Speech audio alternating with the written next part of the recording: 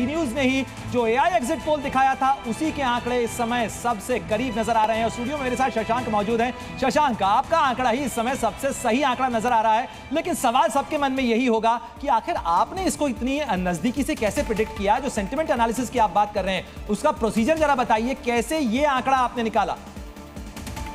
Thank you. यही सबसे important है इस पूरी प्रक्रिया में। अगर हम बात करते हैं, बहुत लोगों ने उस दिन शायद मुझे क्वेश्चन पूछा था जब मैं स्टूडियो में था कि आपने सोशल प्लेटफॉर्म को लिया, आप वहाँ नहीं गए। सो बेसिकली जो वही बात है कि हम यहाँ सेंटीमेंट्स को रीड कर रहे हैं। जब कोई आदमी अपने सेंटीमेंट्स को बताता है तो वो जाहिर करता है, उसको जाहिर करने का एक तरीका होता है, पैटर्न होता है।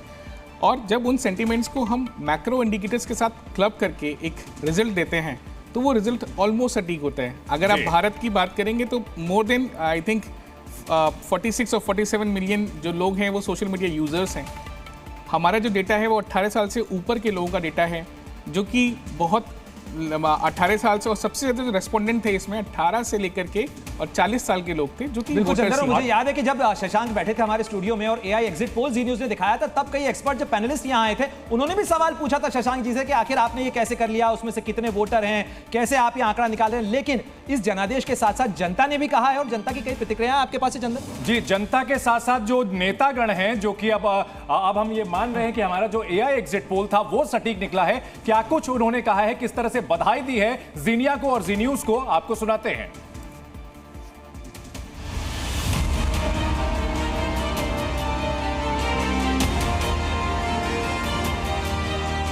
नमस्कार, मैं हूं जीनिया, आपकी एआई वाली दोस्त। एआई पोल में ये निकलकर सामने आया है, एनडीए को 305 से 315 सीट का अनुमान एआई एग्जिट पोल के मुताबिक आ रहा है। सारे एग्जिट पोल ध्वस्त होते हुए नजर आ रहे हैं, केवल जी न्यूज का एआई एग्जिट पोल ही बिल्कुल करीब है असलियत। हमने बिना किसी लाग लपेट के पूरी तरह निष्पक्ष होकर आर्टिफिशियल इंटेलिजेंस का इस्तेमाल किया और उसके आधार पर सभी पार्टियों की सीटों का आंकड़ा निकाला, और आज जो नतीजे आ रहे हैं उसने हमारे एग्जिट पोल पर मुहर लगा दी है। पूरा अपना जो अनुमान लगाया उसी अनुमान के साथ आपका जो पोल है वो सबसे सटीक तो वही निकला। लगभग सटीक है, और इसमें अब मुझे उम्मीद भी नतीजों में भी बहुत ज़्यादा नहीं दिखती है। आपके एआई सर्वे को उस वक्त थोड़ा मैं संशय की दृष्टि से देख रहा था। आपका एआई सर्वे वाकई काफ़ी हद तक सही साबित होता हुआ दिख रहा है। मुझे लगता है आपकी तरह सबको एआई करना चाहिए। अब आपने पोल किया, चलिए बधाई हो, आपका आंकड़ा बड़ा अच्छा था। एआई को धन्यवाद, जी न्यूज को धन्यवाद, अच्छा काम करा आपने। तो ये समय की मांग है कि न तो एआई को अंडरमाइन किया जाए, न पीआई को, यानी पब्लिक इंटेलिजेंस, क्योंकि ये जो नतीजे आ रहे हैं ये जनता का ही जनादेश है, पब्लिक इंटेलिजेंस। और दो खास मेहमान हमारे साथ जुड़ रहे हैं। अरुण त्रिपाठी कांग्रेस पार्टी के प्रवक्ता हैं, और साथ ही के शर्मा भी हमारे साथ हैं, उनका भी रुख करेंगे। साथ ही दो खास मेहमान मेरे साथ स्टूडियो में भी मौजूद हैं। अरुण त्रिपाठी जी, मैं सबसे पहले आपका रुख करना चाहूंगा। जरा ये बताइए, ये आंकड़े आपकी उम्मीदों से ज्यादा हैं, आपकी उम्मीदों के अनुरूप हैं? नहीं, देखिए, सबसे पहले तो मैं आपके चैनल के माध्यम से जनता जनार्दन को प्रणाम करते हुए आगे बढ़ूंगा। ठीक है, मैं रोकूंगा आपको, लेकिन इस समय मध्य प्रदेश के पूर्व मुख्यमंत्री दिग्विजय सिंह हमारे साथ जुड़ रहे हैं। दिग्विजय जी, बहुत स्वागत है आपका जी न्यूज पर। लेकिन पहला सवाल, अब तो आप ईवीएम पर सवाल नहीं उठाएंगे ना? ये अभी भी आपको शक है?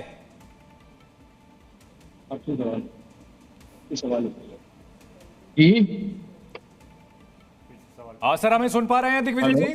जी दिग्विजय जी, आप मुझे सुन पा रहे हैं? जी हाँ, मैं सुन रहा हूं, बताइए। जी, सवाल यही है कि जो आंकड़े आ रहे हैं, अब तो आप ईवीएम पर शक नहीं करेंगे, ये जनादेश ही है ना? बिल्कुल जनादेश है, क्योंकि उत्तर प्रदेश और जिस प्रकार से इंडिया अलायंस को जो समर्थन मिला है, तो ये तो जो ईवीएम को खेल वो तब होता है जबकि आपके जो एग्जिट पोल थे वो सही निकलते। हालांकि जी ने शायद में कुछ अलग से दिया था जी, लेकिन फिर भी उन्हें बहुमत ही दिया था। अब हालत यह है कि दिग्विजय सिंह जी, हमारा जो आंकड़ा था वो 305 से 315 था एनडीए के लिए, और उसके सबसे करीब हम ही लोग हैं। वो तो ठीक है, लेकिन आपने इंडिया को कितना दिया था? 195 के करीब था सर। बात वही है, ये एग्जिट पोल जो है ये नहीं, ममता बनर्जी को के वोट हो सकता है कि ममता बनर्जी की सीटें ना जोड़ी गई हों, क्योंकि वो इंडिया गठबंधन में होके भी बाहर है। लेकिन दिग्विजय जी, एक सवाल तो मध्य प्रदेश पर भी बनता है। मध्य प्रदेश के आंकड़े तो ना तो आपकी मेहनत के अनुरूप आए, ना मध्य प्रदेश के आंकड़े आपकी उम्मीदों के अनुरूप आए। दिखाते रहिए जी। मैं कह रहा हूं मध्य प्रदेश के आंकड़े ना तो आपकी मेहनत जितनी आए, ना आपके उम्मीदों जितना। ऐसा क्यों? ये तो अब देखिए, जो भी है जनता का मत है। दिग्विजय जी, कांग्रेस के ओर से यह कहा जा रहा है और इंडिया गठबंधन की ओर से भी कहा जा रहा है कि सरकार इंडिया गठबंधन की बनेगी। कैसे बनेगी सर? मैं पहली बात तो यह है कि हमारे राष्ट्रीय अध्यक्ष मल्लिकार्जुन खड़गे जी को बहुत बधाई देता हूं, जो उन्होंने एक लीडरशिप दी। और साथ में उससे ज्यादा बधाई दूंगा मैं राहुल गांधी जी को जी, जिन्होंने कि पूरे पिछले 2 साल में पूरा नक्शा बदल दिया। जिस कांग्रेस पार्टी को सब लोग समझते थे कि कुछ नहीं है, उन्होंने प्रमाणित कर दिया कि वे उनके नेतृत्व ने और हमारे सहयोगी दलों ने, विशेषकर उत्तर प्रदेश में। दिग्विजय सिंह जी, मुझे 2004 के चुनाव नतीजे याद आ रहे हैं। उसके बाद इसी तरीके से गठबंधन का दायरा बढ़ाने के लिए पूरी मशक्कत हुई थी, कई दिनों तक चली थी, फिर यूपीए बना था। तो क्या आप नीतीश कुमार और चंद्रबाबू के साथ भी किसी तरीके के संपर्क की कोशिश और कवायद में हैं? बात समझ लीजिए कि अब भारतीय जनता पार्टी में अंतर्द्वंद शुरू हो जाएगा, क्योंकि उन्हें 230 से 240 से ज्यादा सीटें नहीं मिलने वाली, यानी कि स्पष्ट बहुमत उनको नहीं मिलने वाला। तो स्वाभाविक है कि भारतीय जनता पार्टी में नरेंद्र मोदी जी के लीडरशिप पर अब प्रश्न चिन्ह लगेगा और अब मोदी परिवार वर्सेस संघ परिवार का विवाद शुरू हो जाएगा। और मैं इस बात को बधाई देता हूं राहुल गांधी जी ने, जो कहा था कि कुछ भी हो जाए नरेंद्र मोदी प्रधानमंत्री नहीं बनेगा। नहीं, फिलहाल तो सर जो नंबर है उसमें तो एनडीए गठबंधन के फिलहाल लीडर वही हैं। चलिए देखना यह होगा कि आपकी जो ये भविष्यवाणी है कितनी सही होती है या कितनी गलत साबित होती है। राहुल गांधी का राष्ट्रीय राजनीति में कद बढ़ेगा सर, क्योंकि दोनों सीटों पर वो जबरदस्त जीत हासिल करते हुए दिख रहे हैं और साथ ही साथ इंडिया गठबंधन जो है उम्मीद से कहीं बेहतर प्रदर्शन करता हुआ दिख रहा है। मैं आपसे वही कह रहा हूं ना कि एक व्यक्ति की मेहनत है, और जिस प्रकार से उन्होंने न केवल मेहनत की लेकिन कैंपेन भी चलाया, और जिस तरह से उन्होंने सारे हमारे इंडिया पार्टनर्स को, गठबंधन को उन्होंने जोड़ के रखा, उसके लिए निश्चित तौर पर बधाई के पात्र हैं। जी, बहुत शुक्रिया दिग्विजय सिंह जी जी न्यूज से बात करने के लिए। तो दिग्विजय सिंह का यह कहना है कि राहुल गांधी का राष्ट्रीय राजनीति में कद बढ़ेगा। साथ ही साथ अभी भी वे ये कह रहे हैं कि प्रधानमंत्री नरेंद्र मोदी के नेतृत्व में सरकार नहीं बनेगी, उनको लेकर के अब सवाल उठने शुरू होंगे। बिल्कुल चंदन, लेकिन ये आंकड़े जो हैं फिलहाल अभी भी एनडीए की बढ़त दिखाने वाले नजर आ रहे हैं।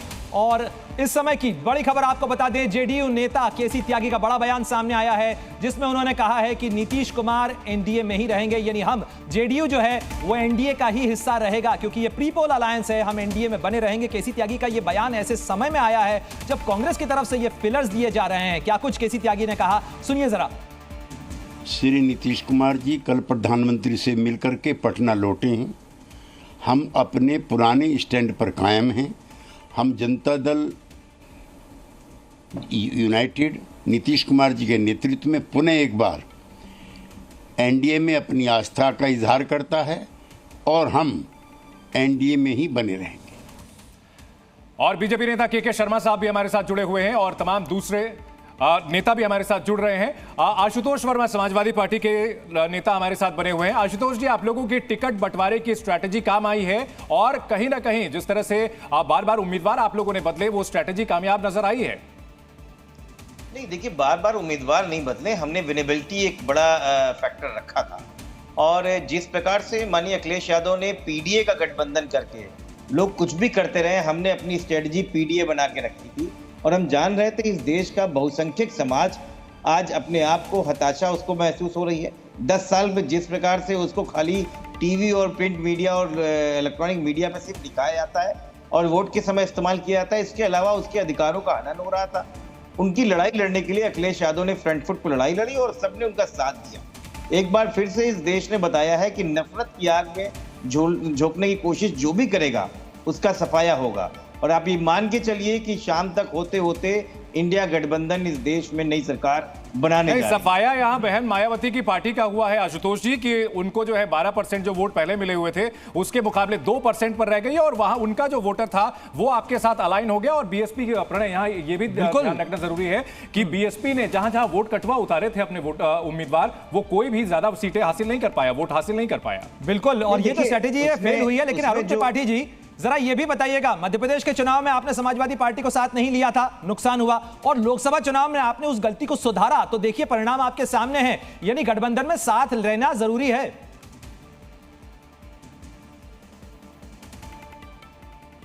जरूरी है और ये गठबंधन का ही नतीजा है कि जनता ने विश्वास जताया है गठबंधन पर।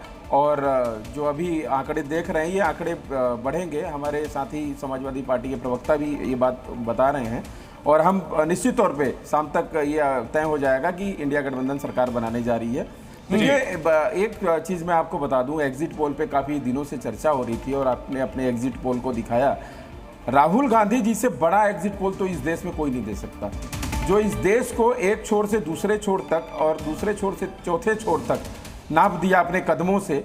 उनसे बड़ा एग्जिट पोल कौन देगा? ठीक है, उनकी तस्वीरें आ रही है, ताजा तस्वीरें आ रही हैं, वही तस्वीर हम दिखा रहे हैं कि 296 हम ला रहे हैं और नरेंद्र मोदी जी देश के। बिल्कुल अरुण त्रिपाठी जी, लेकिन जो 295 का आंकड़ा राहुल गांधी ने दिया था वो तो इस समय एनडीए का नजर आ रहा है। लेकिन राहुल गांधी की तस्वीरें जो है हम लगातार दिखा रहे हैं आपको कि क्या कुछ जो वहां पर सियासी हलचल है वो नजर आ रही है और तमाम तरह की प्रतिक्रियाएं इस समय सामने आ रही हैं। अलग अलग पार्टी दफ्तर के अंदर काफी हलचल बढ़ गई है क्योंकि सियासी आंकड़ा जो है वो राहुल गांधी प्रेस कॉन्फ्रेंस करेंगे, ये बड़ी जानकारी इस समय निकल कर आ रही है चंदन। और जाहिर तौर पर आप राहुल के पास कॉन्फिडेंस भी है, प्रेस कॉन्फ्रेंस करने की वजह भी है। शाम 5 बजे प्रेस कॉन्फ्रेंस करेंगे राहुल गांधी। कांग्रेस नेता राहुल गांधी अब से थोड़ी देर बाद शाम को 5 बजे प्रेस कॉन्फ्रेंस करेंगे। राहुल गांधी जो कि अपनी दोनों सीटें वायनाड और रायबरेली दोनों पर कंफर्टेबल मेजॉरिटी लेकर के आगे बढ़ते हुए नजर आ रहे हैं। और जिस तरह से पार्टी का आंकड़ा बढ़ता हुआ दिखा, गठबंधन जो है काफी उम्मीद से बेहतर प्रदर्शन करता हुआ दिखा है। ये आत्मविश्वास चंदन और अरुण त्रिपाठी जी हमारे साथ जुड़े हुए हैं, उनसे इस मामले में तो टिप्पणी बनती है कि रायबरेली वायनाड के साथ साथ अमेठी के अंदर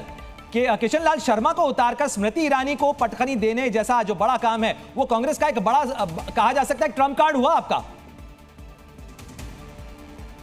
नहीं देखिए, निश्चित तौर पे ट्रम्प कार्ड कह लीजिए। और ये जनता जो वहाँ की अमेठी की थी वो उसने कहा कि हमारी भूल कमल का फूल, पिछली बार जो उन्होंने भूल करी थी और किस प्रकार से चुनाव हुए थे ये आपको अच्छी तरीके से पता है। पहले से ही प्रधानमंत्री जी को पता था कि हम रायबरेली अमेठी तो नहीं जीत रहे, इसलिए वो गए ही नहीं वहाँ पर प्रचार करने के लिए। उनको ये आश्वस्त पहले से थे, उनको भी रिपोर्ट्स थी, सारी रिपोर्ट्स थी कि कहाँ पर क्या हो रहा है। और ये देखिए किशोरी लाल शर्मा और प्रियंका गांधी की तस्वीर भी हम दिखा रहे हैं सोशल मीडिया पर। अरुण जी, सोशल मीडिया पर प्रियंका गांधी ने ट्वीट किया है इस समय और किशोरी लाल शर्मा के साथ अपनी फोटो के साथ में जो उन्होंने लिखा है वो भी स्क्रीन पर दिखा रहे हैं, देखिए। तो किशोरी लाल शर्मा जो कि गांधी परिवार के लिए पोल मैनेजर का काम करते थे, इलेक्शन मैनेजर का काम करते थे, इस बार उन्हें कांग्रेस ने उतारा था और प्रियंका गांधी ने उनके साथ अपनी एक photograph social media site x पर पोस्ट की है और प्रियंका गांधी ने उनकी तारीफ भी की है इशारों इशारों में। और प्रियंका गांधी जो कि अमेठी में लगातार चुनाव प्रचार कर रही थी, वहीं उन्होंने कमान संभाल रखी थी, अब साथ में उन्होंने अपनी फोटो की डाली है और लिखा है कि किशोरी भैया पर मुझे यकीन था। प्रियंका गांधी वाड्रा ने लिखा कि किशोरी भैया मुझे कभी कोई शक नहीं था, मुझे शुरू से यकीन था आप जीतोगे, आपको और अमेठी के मेरे प्यारे भाइयों बहनों को हार्दिक बधाई। तो प्रियंका गांधी वाड्रा की तरफ से ये बधाई दी गई है। और जाहिर तौर पर चंदन जैसा आप कह रहे थे कि ये चुनाव नतीजा एक ऐसा चुनाव नतीजा है जिसके अंदर अभी हर पार्टी के खेमे में हंसी के मुस्कुराने के बहुत सारे कारण हैं। बिल्कुल, और सबके पास हंसी के कारण है, सबके पास यहां दुखी होने के कारण है। और आज सवेरे मैंने कहा था कि भारतीय राजनीति का अगर सबसे बड़ा कोई शिक्षक है तो वो है भारत की जनता, जिसने बीजेपी को, कांग्रेस को और तमाम जो छोटी पार्टियां हैं, क्षेत्रीय पार्टियां, उनको भी कहीं ना कहीं अपने अपने अंदाज में मैसेज जरूर दिया है। अजय जी, मैं आपके पास आना चाहूंगा। ये जो समीकरण नजर आ रहा है, अभी सबसे बड़ा सवाल हर किसी के मन में ये होगा कि आंकड़े अभी भी स्पष्ट होना बाकी हैं। ऐसे में सरकार का आंकड़ा 272 का आंकड़ा कौन और कैसे छुएगा? देखिए, बहुत ज़्यादा अगर कुछ होगा तो 10 से 15 सीटें आगे पीछे हो सकती है, उससे ज़्यादा कुछ होने नहीं जा रहा है। यानी आप मान रहे हैं कि आंकड़ा सेटल हो चुका है, अब इसी के ऊपर सेटल हो चुका है। और 10 से 15 सीटों का तो उसके बाद भी अगर 15 सीटें अगर घटती भी हैं और 15 सीटें बढ़ती भी हैं अगर एनडीए की, तब भी एनडीए जो है बहुमत में है। तो वो चीज़ें अब चेंज नहीं होंगी कि एनडीए बहुमत में नहीं है। अब रहा सवाल कि एलआई नहीं अजीत जी, अगर 15 सीटें घट जाती है, 280 के करीब पहुंच जाता है, तो हालात जो है वो निश्चित तौर पर काफी संवेदनशील हो जाएंगे, क्योंकि वो वेफर थिन मेजॉरिटी हो जाएगी और वहां कुछ भी हो सकता है। सहयोगी दलों का, क्षेत्रीय पार्टियों का रुख बहुत ज्यादा स्थिर नहीं रहता। एडवांटेज अभी भी भारतीय जनता पार्टी को है, एक तो सिंगल लार्जेस्ट पार्टी है, तो इन्विटेशन उन्हें मिलेगा। दूसरी चीज़ है कि अभी भी कई राज्यों में जहाँ पे केंद्र से बहुत सारे जुड़े हुए चीज़ें हैं, जो जैसे नॉर्थ ईस्टर्न स्टेट्स हैं बहुत सारे, जहाँ पर की छोटी छोटी पार्टियां हैं, वो बहुत अच्छी स्थिति में, बहुत ज़्यादा उनका कोऑर्डिनेशन जो है वो भारतीय जनता पार्टी से बेहतर है। ठीक है, तो भारतीय जनता पार्टी कहीं ना कहीं एडवांटेज की। चंदन, बहुत सारी प्रतिक्रियाएं जो है जी न्यूज के एआई पोल को लेकर आ रही है। पुष्कर सिंह धामी जो कि उत्तराखंड के सीएम हैं, उन्होंने भी क्या कुछ कहा है चुनाव नतीजों को लेकर, और साथ ही जी न्यूज के एआई पोल को लेकर, वो भी आपको देखना चाहिए।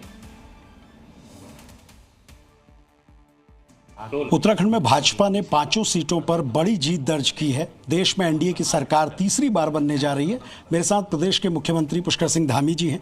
सर, उत्तराखंड की ये जीत बड़ी हो जाती है क्योंकि कई बड़े राज्यों में बीजेपी को शिकस्त मिली या उस तरीके से परिणाम नहीं मिले जो उम्मीद थी, लेकिन उत्तराखंड में रिकॉर्ड मतों से आप लोग जीत रहे हैं, कैसे इसे देखते हैं? देखिए, एक तो पूरे देश के अंदर एनडीए को और भारतीय जनता पार्टी को बहुमत मिल रहा है।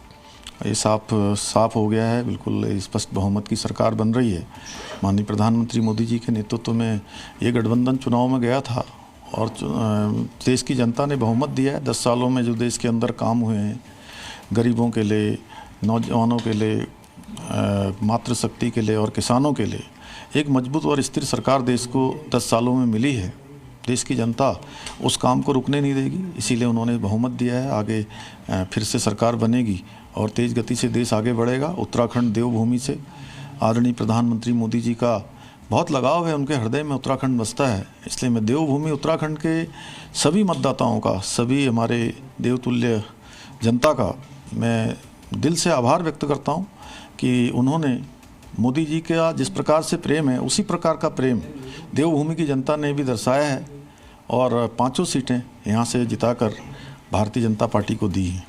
सर, विपक्ष की सीटें जिस तरह से बढ़ी हैं या फिर भाजपा की सीटें कम हुई, आपको लगता है इस पर समीक्षा की ज़रूरत है? और जो विपक्ष ईवीएम को लेकर सवाल खड़ा करता था, उस पर आप कुछ कहेंगे आज?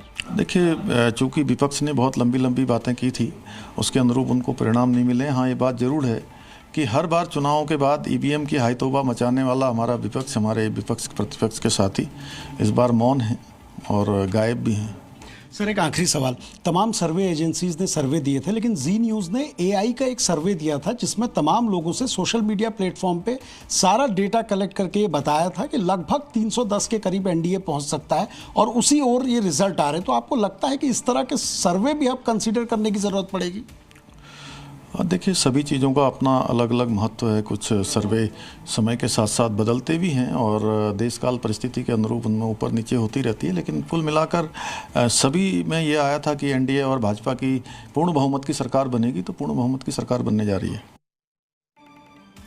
नहीं, एनडीए की पूर्ण बहुमत की सरकार और भाजपा की पूर्ण बहुमत की सरकार, इसमें अंतर हो जाता है। और यही सवाल के शर्मा साहब, आप लोगों को आदत है 2014 में आप लोग प्रचंड बहुमत के साथ आए, उसके बाद 2019 में और बेहतर बहुमत के साथ आए, लेकिन 2024 में अब गठबंधन सरकार आपको असल मायनों में चलानी पड़ेगी। क्या प्रधानमंत्री नरेंद्र मोदी गठबंधन सरकार चला पाएंगे? देखिए, ऐसा है कि 80 के बाद यदि आप देखें तो केवल भारतीय जनता पार्टी ही एक ऐसी पार्टी है जो कि पूर्ण बहुमत का सरकार लेकर 2 बार हमने माननीय प्रधानमंत्री जी के नेतृत्व में सरकार चलाई। अब आज भी जो आप परिणाम अभी तक आए हैं उससे बहुत स्पष्ट है कि माननीय प्रधानमंत्री नरेंद्र मोदी जी तीसरी बार देश के प्रधानमंत्री बनने जा रहे हैं, इसमें तो कोई दो मत नहीं। अटल जी अलग थे सर, अटल जी का मिजाज अलग था और प्रधानमंत्री नरेंद्र मोदी का मिजाज अलग है। वो सीएम रहते हुए भी स्पष्ट बहुमत था उनके पास, 2014 और 2019 में भी था। विरोधी पार्टियां तो अब जो है आपके सहयोगियों पर पहले ही डोरे डालने लगी हैं। नहीं, वो विरोधी तो अपना प्रयास करेंगे, लेकिन ये अंतर करने का मुझे लगता है कि ये प्रयास आपका उचित नहीं है, क्योंकि आप मोदी जी के मस्तिष्क को कितना समझते हैं और अटल जी को कितना समझते हैं, कम से कम इस पे आप स्पेशलिटी मत दिखाइए। मोदी जी बहुत से आंकड़ों पर भी इस समय जरा नजर डाल लेते हैं और साथ ही नतीजे सामने आने लगे। मैं बताता हूं, रणजीत सिंह चन्नी जो हैं वो चुनाव जीते हैं और ये बड़ा जो आंकड़ा है ये इसलिए भी जरूरी हो जाता है क्योंकि पंजाब के आंकड़ों की अगर बात करें 13 सीटें जो थी उसके अंदर आंकड़े जिस तरीके से सामने आ रहे हैं, जालंधर की सीट से कांग्रेस की जीत दर्ज हुई है और साथ ही चरणजीत सिंह चन्नी चुनाव जीते हैं।